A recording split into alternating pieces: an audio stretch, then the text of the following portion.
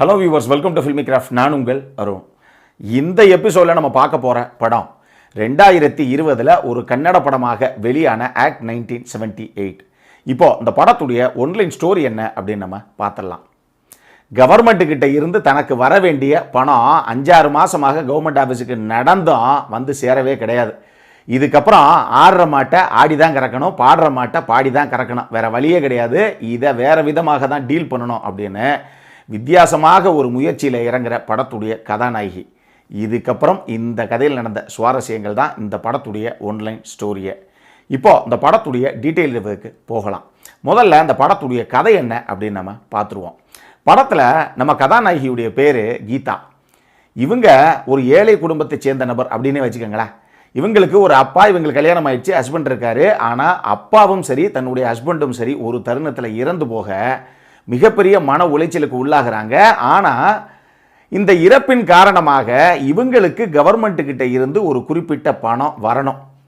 ஆனால் இவங்க ஒரு 5-6 மாதமாக அந்த கவர்மெண்ட் டிபார்ட்மெண்ட்டுக்கு நடையாக நடக்கிறாங்க. டெய்லி காலையில் போய் உட்காந்துட்டு மத்தியானம் வரைக்கும் சாயங்காலம் வரைக்கும் கெஞ்சிட்டு தான் வர்றாங்க. இருந்தும் உங்களுக்கு தான் தெரியுமே, இப்போ 2 நாளைக்கு முன்னாடி போட்ட தேன் படத்துடைய விமர்சனத்தில் தான் சொன்னோம், கவர்மெண்ட் ஆஃபீஸில் நமக்கு எந்த அளவுக்கு ரெஸ்பெக்ட் கிடைக்கும், ரெஸ்பான்ஸ் கிடைக்கும்னு. அதே கதை தான் இங்கேயும் நடக்குது. இவங்களால் எவ்வளவு கெஞ்சி கூத்தாடியும் அந்த பணத்தை கையில் வாங்கின பாடு கிடையாது. என்ன பண்ணுறதுனே இவங்களுக்கு தெரியல. இவங்க எத்தனையோ முறையாக ரெக்வஸ்ட் வச்சுட்டாங்க, வந்து பல தடவை சுற்றியும் பார்த்தாச்சு. எல்லா அதிகாரிகிட்டையும் டேபிளுக்கு டேபிள் போய் என்னென்னமோ பண்ணியாச்சு, எதுவுமே நடக்கலை. இப்போ சரி ஓகேங்க, இதுக்கு மேலே பணத்தை நம்ம நேர்மையான முறையில் வாங்கவே முடியாது, இதுக்கு வேறு ஏதாவது ஒரு வழி இருந்தால் தான் உண்டு, அதில் தான் நம்ம இறங்கி பண்ணணும் அப்படிங்கிறதுக்காக இறுதியாக ஒரு நாள் அந்த கவர்மெண்ட் ஆஃபீஸர்ஸை பொறுத்தளவுக்கு ஒரு நார்மலான வழக்கம் போல் ஒரு நாள். ஆனால் இவங்க இன்னைக்கு 2ல் 1 பார்க்குறோம் அப்படின்னு முடிவு எடுத்துக்கிட்டு அன்னைக்கு அந்த கவர்மெண்ட் ஆஃபீஸ் போகிறாங்க. இவங்க போகும்போது ஒரு பெரியவரை கூட கூட்டிகிட்டு தான் போகிறாங்க. அந்த பெரியவருக்கு ஒரு கதை ஒன்று இருக்குது, அது நீங்கள் படம் பாருங்க உங்களுக்கு தெரியும். இவங்க 2 பேரும் சேர்ந்து தான் அங்கே போகிறாங்க. அங்கே போனதுக்கப்புறம் வழக்கம் போல், சார் இன்றைக்கி எப்படியாவது இந்த பணத்தை நீங்கள் கொடுத்துருங்க சார் அப்படின்னு சொல்லி போய் கேட்குறாங்க. கேட்டால் வழக்கம் இல்லையாமா, இருந்திருந்து காலைல ஓமூஜிலே முழிக்கணும், 10 மணிக்கு ஆஃபீஸ் திறந்தோன்னு வந்து நின்றுறீங்க பாரு, எங்கே இருந்தால் வர்றீங்களோ நீங்கள்லாம் அப்படின்னு அங்கே இருக்கிற நபர் சொல்கிறாரு. அப்போ தான் எல்லோரும் வந்து அவங்க சீட்டில் உட்கார ஆரம்பிக்கிறாங்க. அப்போ அந்த ஆஃபீஸில் இருக்கக்கூடிய ஒரு ஹையர் போஸ்ட்டில் இருக்க ஒரு உயர்திகாரி இருப்பார் இல்லையா, அவரும் இருக்கிறாரு. சார் இன்றைக்கி எப்படியாவது கொஞ்சம் முடிச்சு விட்ருங்க சார் அப்படின்னு இவங்க சொல்கிறாங்க. அப்போ ஏமா அக்கௌண்டன்ட் இன்றைக்கி லீவு, நீ நாளைக்கு நாளான போல் வா, என்னென்னு பார்த்து பேசிடுவோம் நம்ம அப்படின்னு அன்னைக்கும் கையை விரிச்சிடுறாரு. இதில் பயங்கர கடுப்பாகி போய் சரி ஓகே சார் அப்படின்னு சொல்லி நேராக வந்து அந்த பர்டிகுலர் ஆஃபீஸில் எல்லாரும் உட்காந்துருக்காங்க இல்லையா, அதுக்கு ஒரே ஒரு என்ட்ரி தான் உள்ள மெயின் டோர். அந்த டோரை உள்கூடி லாக் பண்ணிவிட்டு நேராக கையில் இருக்க துப்பாக்கி எடுத்து காமிக்கிறாங்க. கையில் துப்பாக்கி வச்சுருந்தாலும் பரவாயில்ல, இவங்க மேலே ஒரு சால்வை மாதிரி ஒன்று போத்திட்டு தான் அந்த ஆஃபீஸ்க்குள்ளே போகிறாங்க. அந்த சால்வையை ரிமூவ் பண்ணதுக்கப்புறம் தான் தெரியுது இவங்க வயிற்றில் ஒரு பாமையும் கட்டியிருக்காங்க. அது உண்மையாகவே பயங்கரமாக வந்து ஒரு சேதாரத்தை ஏற்படுத்தக்கூடிய மிகப்பெரிய பாம்னு வச்சுக்கோங்களேன். அப்படி ஒரு பாமையும் கட்டிட்டு தான் போயிருக்காங்க. உள்ளே இருக்கவன் யாருக்கும் அல்லு இல்லை. இந்த மேலே போட்டிருக்க சால்வி இவங்க எடுத்ததுக்கப்புறம் எல்லாருக்கும் கை கால் உதறது, என்ன பண்ணுறதுனே தெரியல. ஆளாளுக்கு ஏமா எப்படியாவது என்ன மட்டும் விட்டுருக்கம்மா, நான் ஒருத்த மட்டும் வெளியே போயிடுறேம்மா, யார் என்ன வேணாலும் பண்ணிக்கங்கம்மா அப்படின்னு எல்லாருமே சொல்கிறாங்க. இப்போ கதாநாயகியை பொறுத்தளவுக்கு ஸோ உங்களுக்கெல்லாம் சொந்த பிரச்சனை இருக்கும், உங்களுக்கெல்லாம் பொண்டாட்டி புள்ள குடும்பம் குட்டின்னு எல்லாம் இருக்கும். ஆனால் உங்ககிட்ட ஒரு அப்ளிகேஷனை கொடுத்து ஐயா எனக்கு கொடுக்க வேண்டிய பணத்தை கொடுத்துருங்கயான்னு வந்து கெஞ்சிற அந்த ஏழை பாலைகளுக்கு குடும்பம்லாம் இருக்காது, அவங்களுக்கெல்லாம் வேலை வெட்டி கிடையாது. இல்லை, உங்கள் எல்லாத்துக்கும் சரியான ஒரு பாடத்தை நான் கற்பிக்கிறேன். ஆனால் முதல்ல நான் பேச வேண்டிய நபர்கிட்ட பேசணும் அப்படின்னு சொல்லி அந்த பெரியவரை இங்கே இருக்கிற ஜன்னல் எல்லாத்தையும் க்ளோஸ் பண்ணுங்கள். யாருக்கும் எந்த பக்கம் இருந்து வெளியே இருந்து பார்த்தா விசிபிலிட்டியாக இருக்கக்கூடாது. உள்ளே இருக்க ஃபோன்ஸ் எல்லாத்தையும் எடுத்து ரிசீவரை கீழே வைங்க. எல்லாருக்கிட்டையும் கையில் வச்சுருக்க மொபைல் ஃபோனை கலெக்ட் பண்ணுங்கள் அந்த பேக்கில் அப்படின்னு எல்லாத்தையும் வாங்கிட்டு எல்லாத்தையும் அங்கேயே தரையில் உட்கார வைக்கிறாங்க. உட்கார வச்சுட்டு இப்போ வெளியே ஃபோன் பண்ணி விஷயத்த சொல்கிறாங்க, எதுக்காக உள்ளே வந்தோன்னு. இந்த டைமில் உடனே ப்ரெஸ் அண்ட் மீடியா அட்டென்ஷன்லாம் வந்துடுது. எல்லாரும் அந்த கவர்மெண்ட் ஆஃபீஸை சுற்று போட்டு நின்றுறாங்க. ஆளுக்கு மைக்கோட அங்கே ஒரு 50-60 பேர் நின்றுட்டு இருக்காங்க ஒரு பெரிய சேனல்ஸ்லேருந்து. போலீஸும் அந்த இடத்துக்கு சுற்று போட்டு வந்துடுது.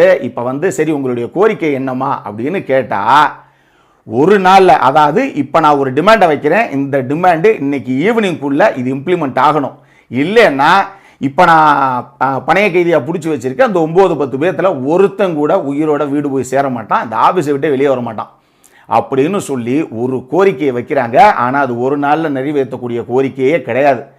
அது என்ன அப்படி ஒரு கோரிக்கையை வச்சாங்க, அந்த கோரிக்கைக்கு பின்னாடி இருக்க சுவாரஸ்யம் என்ன, இறுதியாக இவங்களுக்கு என்ன நடந்தது, உள்ள இருக்கவங்க எல்லாத்துக்கும் என்ன நடந்தது அப்படிங்கிறது தான் இந்த படத்துடைய மொத்த கதையை. இந்த படத்தை பொறுத்தளவுக்கு எனக்கு ரொம்ப ரொம்ப பிடிச்ச விஷயங்கள் என்ன அப்படின்னு கேட்டிங்கன்னா, முதல்ல இந்த படத்துடைய கதையும் சரி திரைக்கதையும் சரி. உன்னை போல் ஒருவன் நம்ம கமல் சாருடைய படங்கள் பார்த்துருப்போம். அதாவது ஒரு இடத்துல ஒருத்தர் ஒரு பாம்பை வச்சுக்கிட்டு இப்போ நான் சொல்கிறதெல்லாம் என்னுடைய டிமாண்ட் என்னங்கிறதுங்க நிறைவேற்றலைன்னா இத்தனை இடத்துல பாம்பு வெடிக்குன்னு அவர் சொல்லுவார் அந்த படத்தில். அந்த மாதிரியே இந்த ஆஃபீஸில் பாம்பை கம்ப்ளீட்டாக ஆக்டிவேட் பண்ணி இந்த மொத்த பில்டிங்கையும் செதறடிச்சிருவேன், எனக்கு டிமாண்டு இன்னைக்கு ஈவினிங்குள்ளே முடியணும் அப்படிங்கிற மாதிரி அதே மாதிரி ஒரு பரபரப்பான கதைக்களம் தான். அந்த படத்துலையுமே மீடியா எப்படி எப்படி அப்ரோச் பண்ணோம், எந்த போலீஸ் ஆஃபீஸருக்கும் கமலுக்குள்ள அந்த இவங்களுக்குள்ள அந்த பேச்சுவார்த்தையெல்லாம் போகும் அப்படிங்கிற விஷயம் இருக்குது. அதே மாதிரி விஷயங்கள் தான் இந்த படத்துலையும் இருக்கும். ஸோ அந்த மாதிரியே ஒரு சிமிலரான ஒரு ஸ்டோரி லைன் இது. ரொம்ப சுவாரஸ்யமாகவே திரைக்கதையில் எங்கேயும் போர் அடிக்காமல் நல்லா ப்ரெசென்ட் பண்ணியிருந்தாங்க அப்படின்னு தான் சொல்லுவேன். பர்ஃபார்மன்ஸை பொறுத்தளவுக்கு இந்த படத்தில் எல்லாருமே நீட்டான ஒரு பர்ஃபார்மன்ஸை தான் கொடுத்துருந்தாங்க. அது யாக்னா ஷெட்டி அவங்க தான் படத்துடைய கதாநாயகி. அற்புதமான ஒரு பர்ஃபார்மன்ஸு, இன்டென்ஸான ஒரு பர்ஃபார்மன்ஸ் அப்படின்னே சொல்லலாம். அவங்கள பார்க்கும்போது அதுவும் குறிப்பாக அந்த பாத்ரூம்குள்ளே போயிட்டு இவங்க ரிட்டர்ன் வெளியே வர ஒரு சீன்ஸ் எல்லாம் இருக்குது. அதெல்லாம் ரொம்ப இன்டென்ஸாக ஒரு நல்ல தேர்ந்த நடிகை எப்படி பண்ணணுமோ அந்த அளவுக்கு தரமாகவே பண்ணியிருந்தாங்க அவங்க. அது போக பிரமோத் ஷெட்டியுடைய பர்ஃபார்மன்ஸு, அவர் ஆக்சுவலி கொஞ்சம் லேட்டர் பார்ட்டில் தான் உள்ளே வருவார். பட் இருந்தாலும் அவர்கிட்டையும் ஒரு நல்ல ஒரு பர்ஃபார்மன்ஸு.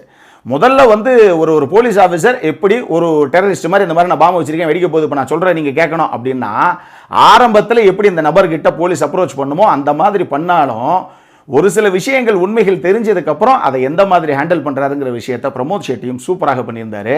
இது எல்லாம் போக அச்சுத் குமார் ஆகட்டும், அவினாஷ் ஆகட்டும், சுரேந்திராவாகட்டும், இந்த மாதிரி சின்ன சின்ன கதாபாத்திரங்கள் தான் அது எல்லாம். ஆனால் நல்லா எழுதப்பட்ட கதாபாத்திரங்கள் அதை எல்லாருமே நீட்டாக பண்ணியிருந்தாங்க அப்படின்னு சொல்லலாம்.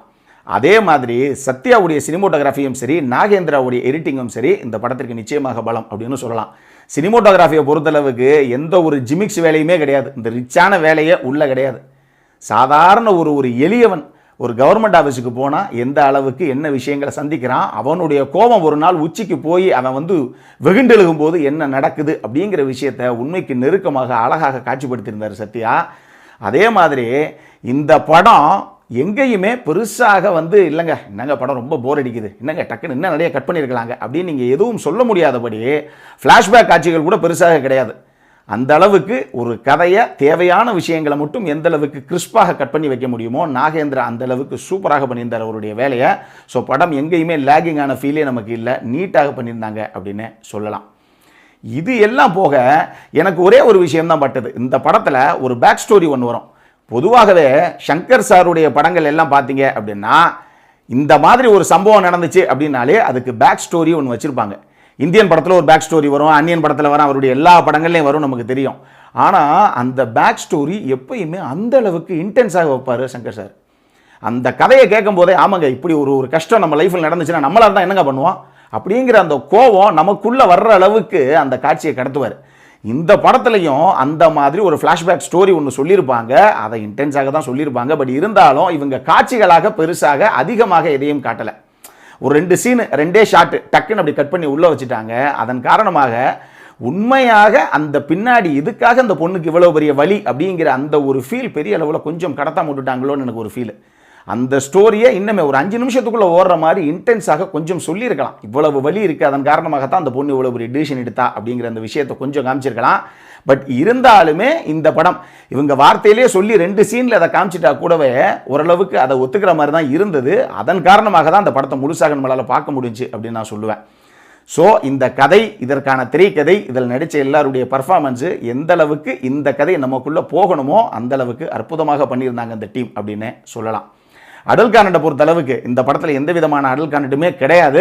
நீங்கள் ஸ்டார்டிங்லேருந்து எண்டிங் வரைக்கும் ஃபேமிலியோடு பார்க்கக்கூடிய ஒரு நல்ல படம் இது. கண்டிப்பாக பார்க்க வேண்டிய படம் இது. நம்மளுடைய வேவ்லென்த் சொல்லுவனே, நிச்சயமாக இந்த படம் எனக்கு பிடிச்சது அப்படின்னா நம்மளுடைய வேவ்லென்த்தோடு ஒத்து போகிற அந்த ரசிகர்கள் எல்லாத்துக்கும் கண்டிப்பாக பிடிக்கும். மிஸ் பண்ணாமல் பாருங்கள், ஒரு சூப்பரான படம் இது. இந்த படம் அமேசான் பிரைமில் உங்களுக்கு இங்கிலீஷ் சப்டைட்டிலோடு அவைலபிளாக இருக்குது, பார்த்து மகிழுங்கள். இந்த படத்திற்கு ஃபில்மி கிராஃப்ட் கொடுக்கக்கூடிய ரேட்டிங் 7.25 out of 10. இப்போது நம்மளுடைய அடுத்த செக்மெண்ட்டான இன்ட்ரெஸ்டிங் ஃபேக்ட்ஸ் அபவுட் த மூவிக்கு போகலாம்.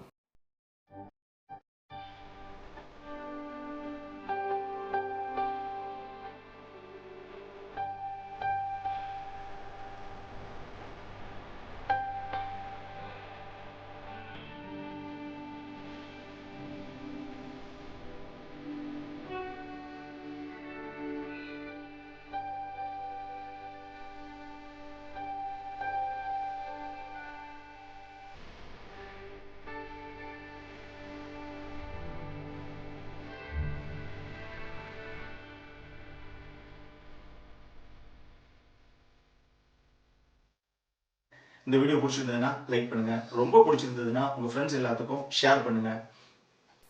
உங்களுடைய கருத்துக்கள் ஏதாவது இருந்தது அப்படின்னா கீழே இருக்க கமெண்ட் செக்ஷனில் எங்களுக்கு தெரிவிங்க. வீடியோவை க்ளோஸ் பண்ணுறதுக்கு முன்னாடி சப்ஸ்கிரைப் பண்ணுங்கள். சப்ஸ்கிரைப் பண்ணும்போது பக்கத்தில் இருக்க நோட்டிஃபிகேஷன் பெல் ஐக்கானையும் கிளிக் பண்ணுங்கள். அப்போ தான் எங்களுடைய வீடியோஸ் எல்லாம் உங்களை ஆன் டைம் வந்து சேரும். இதே மாதிரி இன்னொரு வீடியோவோட அடுத்த முறை உங்களை சந்திக்கிற வரைக்கும் it is Arun signing off. By.